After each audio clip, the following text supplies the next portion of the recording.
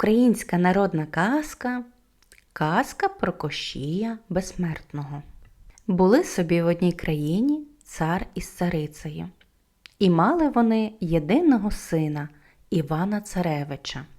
От як підріс Іван Царевич та став справжнім богатирем, надумав він поїхати мандрувати, світу побачити, гарної нареченої собі пошукати.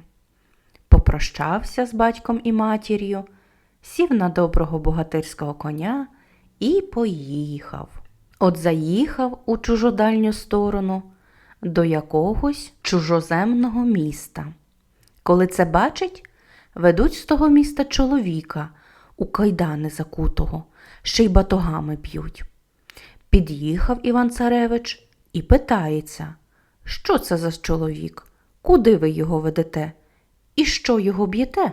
А люди відповідають, це в нас такий закон, хто цареві податку не сплатив, того батогами бити та у в'язницю вкинути, поки хтось за нього викупу не сплатить. Іван Царевич питає, а який же викуп? 10 тисяч карбованців. Івану Царевичу стало шкода того чоловіка. От він і каже, зніміть з нього кайдани і відпустіть на волю. Я за нього викуп сплачу. Витяг гроші, заплатив і поїхав собі далі. А той чоловік, як тільки зняли з нього кайдани і відпустили на волю, побіг услід за Іваном Царевичем та й гукає. Іване Царевичу, візьми мене з собою. За те, що ти визволив, я тобі в пригоді стану. Іван Царевич питає, а як же тебе звуть? Булат Молодець. От Іван Царевич і погодився його з собою взяти. Купив Булатові коня, сіли вони і поїхали.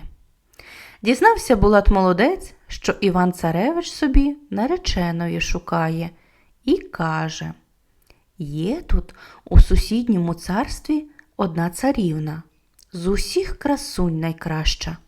Замкнула її зла мачуха у високу башту на 7 замків, і ніхто її визволити не може.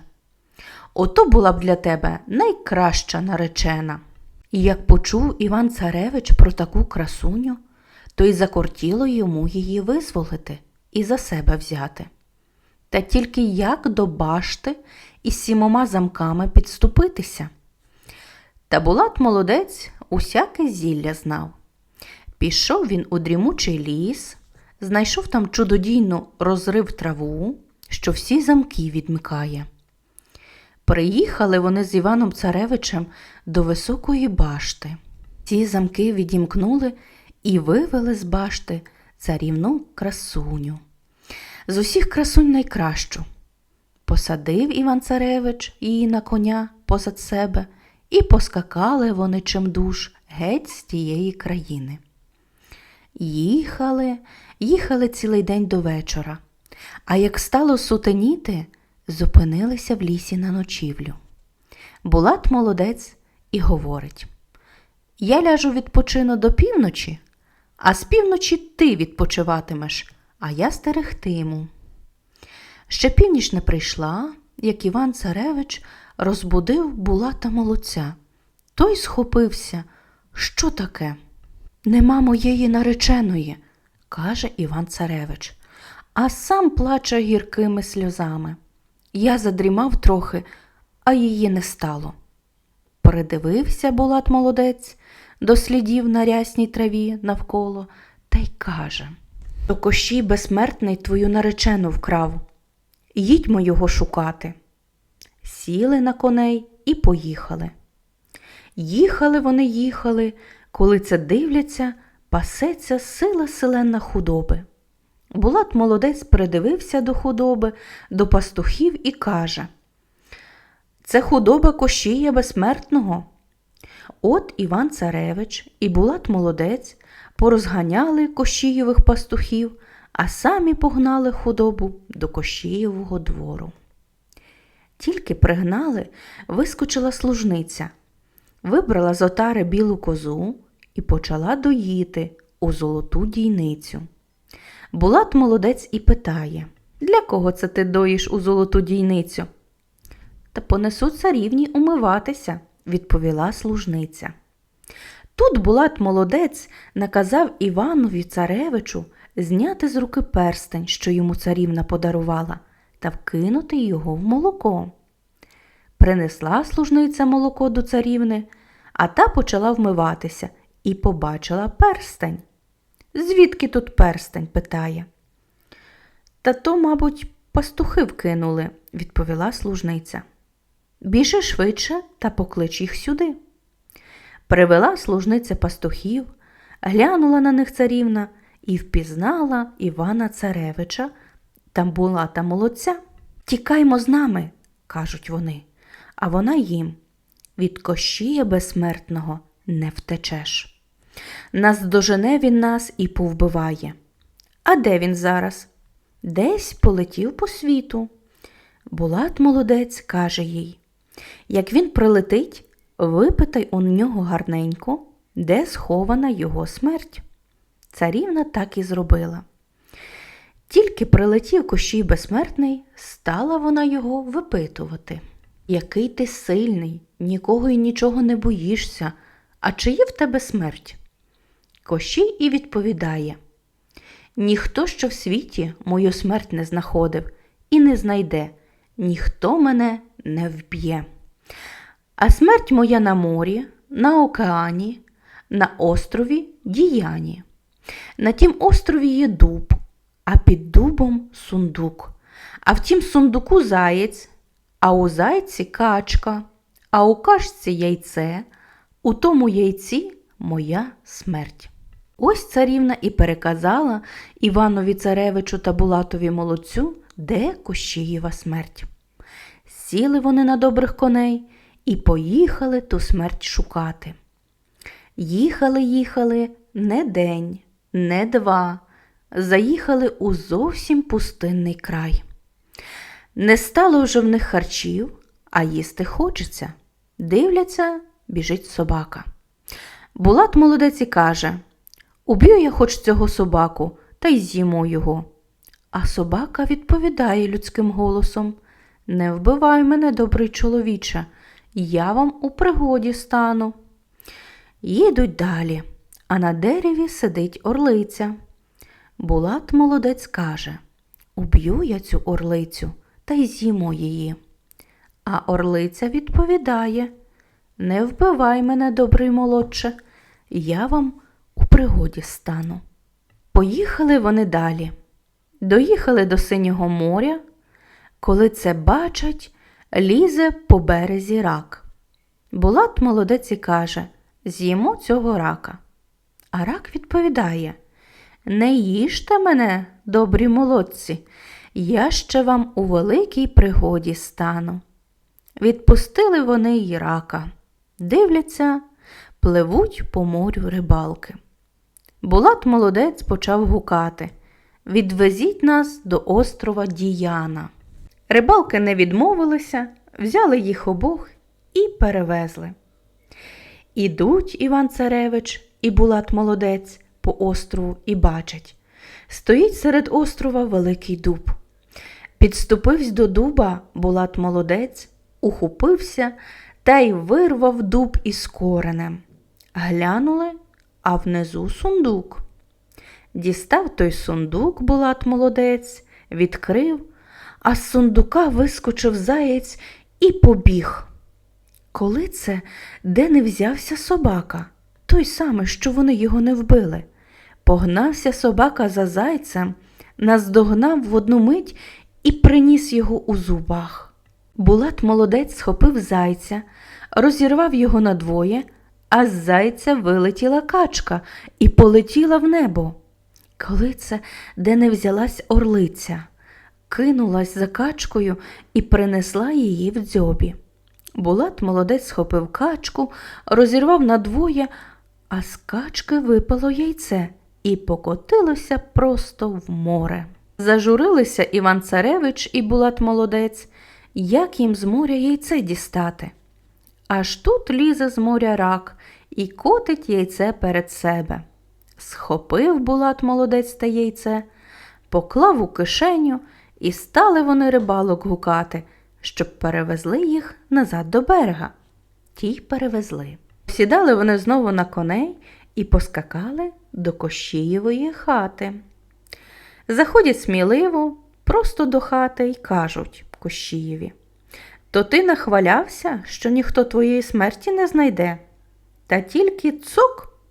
Тим яйцем Кощієві по лобі він у ту ж мить перекинувся і вмер.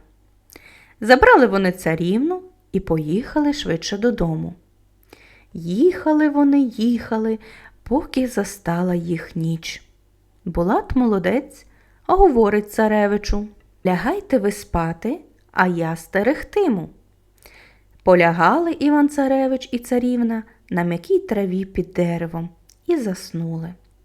А Булат молодець теж лежить, та тільки не спить, а все бачить і чує. От опівночі прилітають на дерево 3 сови. А то були не звичайні сови, а чаклунки, Кощієві рідні сестри. Посідали вони на дерево і почали розмовляти. Перша сова каже: «Убили Іван-царевич і Булат молодець нашого брата. Забрали царівну полонянку, не будеш їм добра. Приїде Іван-царевич додому, схоче похвалитися царівні своїм добрим конем, а кінь вирветься і вб'є Івана-царевича. А хто це чує і скаже, той по коліна кам'яним зробиться». А друга сова каже: «Убили Іван-царевич і Булат молодець нашого брата. Забрали царівну полонянку, не будеш їм добра. Приїде Іван-царевич додому, схоче похвалитися царівні своєю коровою, що йому змалечку молоко давала, а корова та вирветься і заколе Івана-царевича рогами. А хто це чує і скаже, той по пояс кам'яним стане». І третя сова каже: «Убили Іван-царевич і Булат молодець нашого брата. Ще й царівну полонянку забрали, то не буде й їм добра. Приїде Іван-царевич додому, схоче похвалитися царівні своїм собакою, а собака сказиться і порве Івана-царевича. А хто це чує і скаже, той весь кам'яним стане». Сказали, зареготали і полетіли геть. Як розвиднілося, прокинулися Іван-царевич і царівна, посідали знову на коней і поїхали далі. Нічого їм Булат молодець про цих сов не сказав. Їхали, приїхали нарешті додому. Тут їх цар із царицею зустріли, сина з нареченою привітали, а незабаром і весілля відгуляли. От і каже якось Іван-царевич молодій дружині: «Покажу я тобі свого коня, на якому я змалечку їздив, та корову свою, яка мені змалечку молока давала, та ще й собаку, що з ним я змалечку гуляв». Вийшли вони на подвір'я, і наказав Іван-царевич привести коня, корову та собаку. От ведуть конюхи коня, а він басує, вудила гризе, поводи рве. Як гукне Булат молодець: «Ведіть коня геть та вбивайте його, бо він вирветься й Івана-царевича вб'є». Тільки вимовив і враз по коліна кам'яним став. Злякалися люди, таке побачивши, і вмить зарубали коня. Аж тут скотарі корову ведуть, а вона реве, з рук рветься, та Булат молодець як гукне: «Ведіть корову геть та вбивайте її, бо вона вирветься і заколе Івана-царевича рогами». Сказав і одразу кам'яним став по пояс. Зарубали корову скотарі, коли це псарі собаку ведуть. А Булат молодець знов гукає: «Забийте швидше цього собаку, бо він сказиться і царевича порве». І в ту мить закам'янів увесь Булат молодець. Собаку псарі вбили. Почав Іван-царевич з царівною плакати.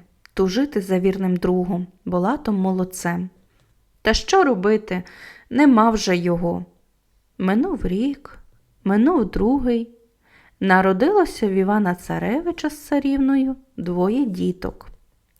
Жити б їм не тужити, та все не може забути Іван Царевич Булата Молодця. От якось приходить він до друга свого, що каменем став, і починає гірко плакати. Коли це чує, камінь промовляє: «Якщо тобі так шкода мене, якщо хочеш, щоб я знову живий став, я скажу, що треба зробити». Іван Царевич зрадів: «Скажи, усе зроблю». А камінь говорить: «Вріж свого пальця і кров'ю мене помаж, я враз оживу». Пішов Іван Царевич, узяв ножа, врізав пальця і помазав кров'ю камінь. Вмить ожив Булат Молодець і став такий, як і раніше був. Зрадів Іван Царевич, друга вірного обіймає. Всі раділи, гуляли, мед-пиво кружляли. І я там сидів, мед-пиво пив, по вусах текло, а в роті не було.